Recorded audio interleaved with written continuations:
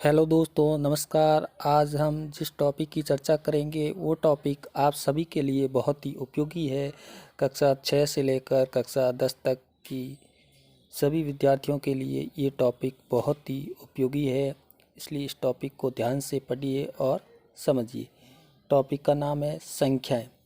संख्याएं कैसी लिखी जाती हैं और संख्याएं कितने प्रकार की होती हैं, उनके बारे में हम विस्तार से पढ़ेंगे।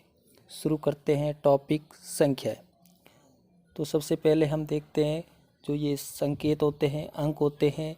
0 है, 1 है, 2 है, 3 है, 4 है, 5 है।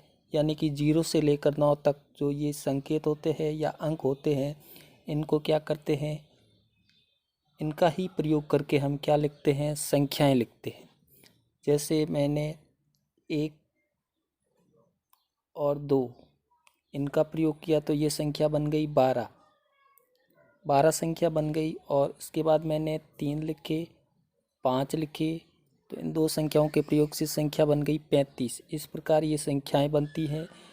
तो हम कह सकते हैं कि 0, 1, 2, 3, 4, 5, 6, 7, 8, 9 आदि संकेतों का प्रयोग करके संख्याएं लिखी जाती हैं। और इन संकेतों को ही हम क्या कहते हैं, अंक कहते हैं। इन संकेतों को ही हम अंक कहते हैं। एक या एक से अधिक अंकों को एक साथ लिखने से संख्याएं बनती हैं। अगर अंक होते हैं एक या एक से अधिक अंकों को हम एक साथ लिखते हैं, जैसे मैंने लिखा 5, 2, 4, तो ये संख्या बन गई आपके 524। इस प्रकार हम अंकों को एक साथ लिख करके कई सारी संख्याएं बना सकते हैं। इसके बाद हम देखते हैं कि प्राकृत संख्या। प्राकृत संख्या किसे कहते हैं दोस्तों? प्राकृत संख्या ऐसी संख्या जिन्हें हम गिन सकते हैं, यानी कि गिनी जा सकने वाली संख्याओं को हम क्या कहते हैं, प्राकृत संख्या कहते हैं। प्राकृत संख्या 1 से शुरू होती है और अनंत तक चलती है। जैसे 1, 2, 3, 10, 20, 40, 100, 1000, ये सारी की सारी क्या है, प्राकृत संख्या है जो 1 से शुरू होती है। उसके बाद आगे आती हैं पूर्ण संख्याएं। पूर्ण संख्याएं देखिए, वो संख्याएं जो प्राकृत संख्याएं हमने पढ़ी हैं। प्राकृत संख्या में अगर 0 को शामिल कर लिया जाए, प्राकृत संख्या में 0 को शामिल करने पर प्राप्त संख्याएं क्या कहलाती है, पूर्ण संख्याएं कहलाती है। और पूर्ण संख्याएं शुरू होती हैं वो होती है आपके 0 से लेकर के जो भी संख्याएं होती हैं आगे, वो पूर्ण संख्याएं कहलाती है। 0, 1, 2, 3, 5, 6, 7, 10, ये सारी की सारी क्या है, पूर्ण संख्या है। तो पूर्ण संख्याएं क्या होती है, 0 से शुरू होती है, और प्राकृत संख्याएं शुरू होती है वो 1 से शुरू होती है। इन दोनों में इतना ही डिफरेंट है। उसके बाद हम आगे चलते हैं। आगे है पूर्णांक। पूर्णांक वे पूर्ण संख्याएं चाहे धनात्मक हो या ऋणात्मक क्या कहलाती है, पूर्णांक कहलाती है। जैसे देखिए -3, -2, -1, 0, +1, +2, +3, ये सारे के सारे उदाहरण है वो है पूर्णांक के उदाहरण हैं। अब इसमें देखिए 0 है, ना तो धनात्मक होता है और न ही ऋणात्मक होता है। तो 0 ना तो धनात्मक होता है और न ही ऋणात्मक पूर्णांक होता है। उसके बाद पूर्णांकों में है वो 3 प्रकार की, पूर्णांकों में 3 प्रकार की संख्याएं सम्मिलित हैं। जिसमें सबसे पहले देखिए धन पूर्णांक, जिसके अंतर्गत +1 आता है, +2 आता है, +3 आता है, +5 आता है, +6। इस प्रकार प्लस की सारी भी संख्याएं, जितनी भी संख्याएं हैं वो धन पूर्णांक के अंतर्गत आती है।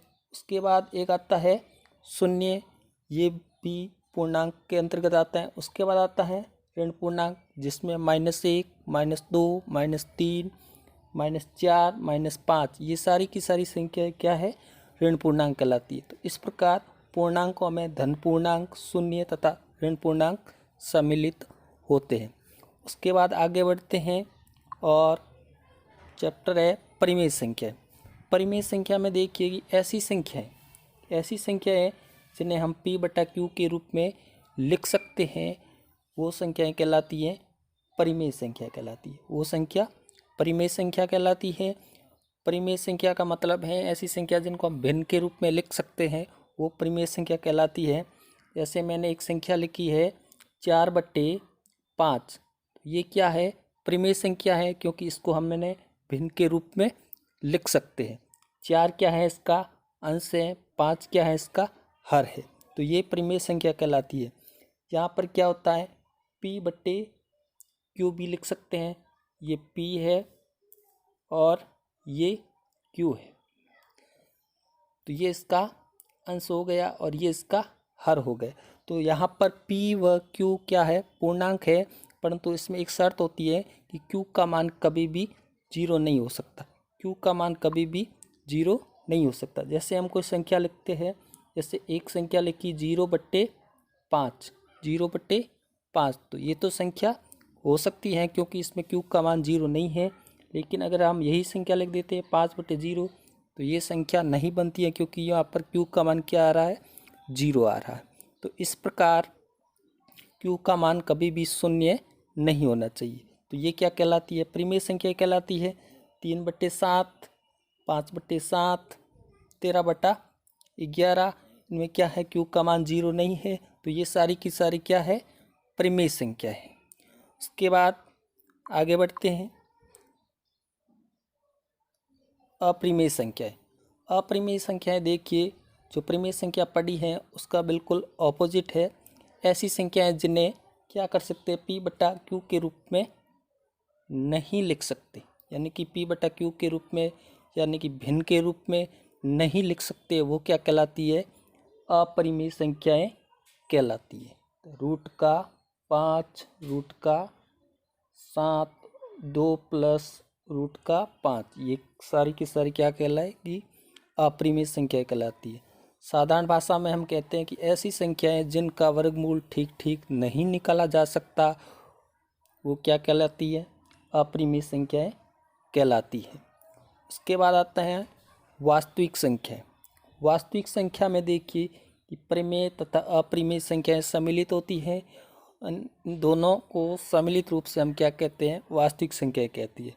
यानी कि वास्तविक संख्या 2 प्रकार की होती हैं, एक तो परिमेय संख्या और एक अपरिमेय संख्या।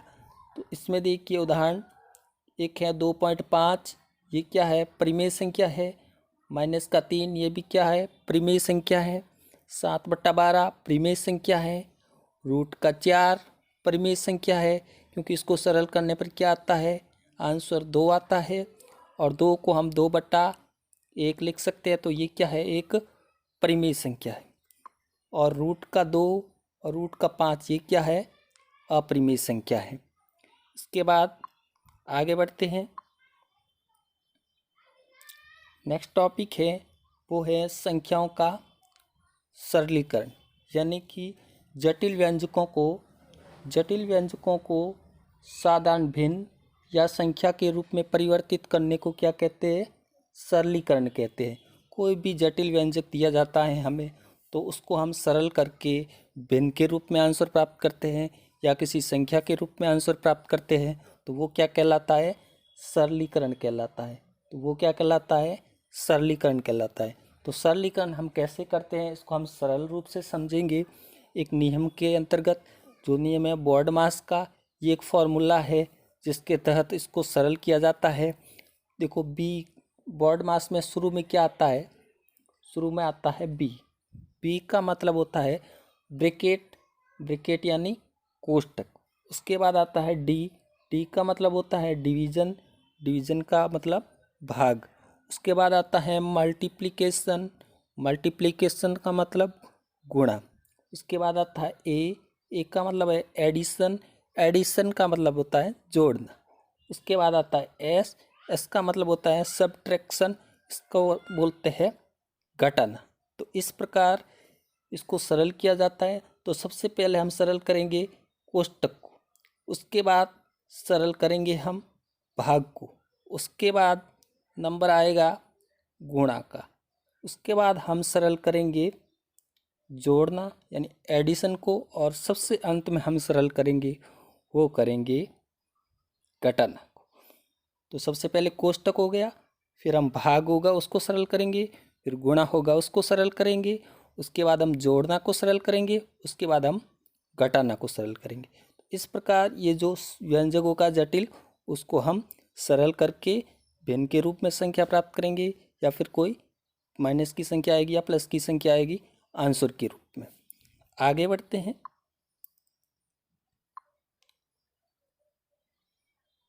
कि अतः देखिए इसमें, अतः सबसे पहले क्या करते हैं हम, कोष्टक, उसके बाद भाग, फिर गुणा, जोड़ और अंत में घटाना को सरल किया जाता है। ये हमने अभी अभी पढ़ा है, समझ में आया होगा आपको। उसके बाद देखिए कोष्टक संबंधी क्वेश्चन में क्या करते हैं, सबसे पहले हम जो रेखा कोष्टक होता है, ये जो रेखा कोष्टक होता है उसको सरल करते हैं। उसके बाद छोटा कोष्टक, जो ये छोटा कोष्टक है ये वाला, इसको सरल करेंगे। उसके बाद मंझला कोष्टक, ये वाला मंझला कोष्टक है, इसको सरल करेंगे। और सबसे अंत में हम जो बड़ा कोष्टक है ये वाला, इसको सरल करेंगे। तो कोष्टकों को भी हम एक क्रम से सरल करते हैं। सबसे पहले रेखा कोष्टक, उसके बाद में छोटा कोष्टक, उसके बाद में मंझला कोष्टक, और सबसे लास्ट में और अंत में बड़े कोष्टक को सरल किया जाता है। ठीक है, तो इस कोष्टक संबंधी जो प्रश्न है उसको हम आपको एक सरल करके समझा देते हैं, ताकि आपको पता चले कि कोष्टक के प्रश्नों को सरल कैसे किया जाता है। तो आइए देखते हैं इस क्वेश्चन को। ये एक आपके सामने क्वेश्चन दिया हुआ है, इसको मैं सरल करके बताऊंगा आपको ये सरल कैसे होता है। देखिए यहाँ पर 16 है, 16 के बाद यहाँ बीच में चिन्ह है, वो आपको मैं चिन्ह बता देता हूँ। यहाँ पर चिन्ह भाग का चिन्ह है, यहाँ पर भाग का चिन्ह है, ये भाग का चिन्ह है। और 3 और 5 के बीच में यहाँ पर गुणे का चिन्ह है। ठीक है, अब इस क्वेश्चन को हल करते हैं हम। यहाँ पर सबसे पहले देखिए हम किसको सरल करेंगे, ये जो कोष्टक, ये आपके रेखा कोष्टक है, इसको सरल करेंगे। तो सबसे पहले हम सरल करेंगे रेखा कोष्टक को।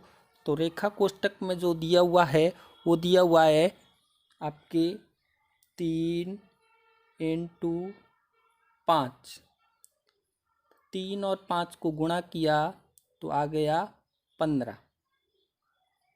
तो ये 15 लिख दिए हमने, रेखा कोष्टक को सरल करने पर आंसर आया 15। उसके बाद हम सरल करेंगे छोटा कोष्टक। छोटा कोष्टक में देखिए कि 15 प्लस ये 4, जब इसको हम सरल करेंगे तो हमारे पास आंसर आया, क्या आया, 15 और 4 19। उसके बाद देखो रेखा कोष्टक सरल हो गया, छोटा कोष्टक सरल हो गया। उसके बाद बारी आएगी मंझले कोष्टक की। तो मंझले कोष्टक को सरल करते हैं तो देखते हैं क्या आता है हमारे पास। ये मंझला कोष्टक है तो 16 है, 16 में हम 4 का भाग देते हैं तो यहाँ क्या बचेगा, 4 बचेगा। ठीक है, उसके बाद ये प्लस है तो प्लस का क्या आएगा, प्लस, प्लस का प्लस आएगा। और उसके बाद ये क्या है 19 और 19। उसके बाद देखिए ये 3 है, 19 और ये 3 है वो गुणे के अंदर है। उसके बाद ये -7 और ये बड़ा कोष्टक, नहीं मंझला कोष्टक आएगा यहाँ पर, ये मंझला कोष्टक है। और उसके बाद इस मंझले कोष्टक को जब सरल किया तो आंसर देखो क्या, ये मंझला कोष्टक आ गया। जब इसको हमने सरल किया तो देखो ये 4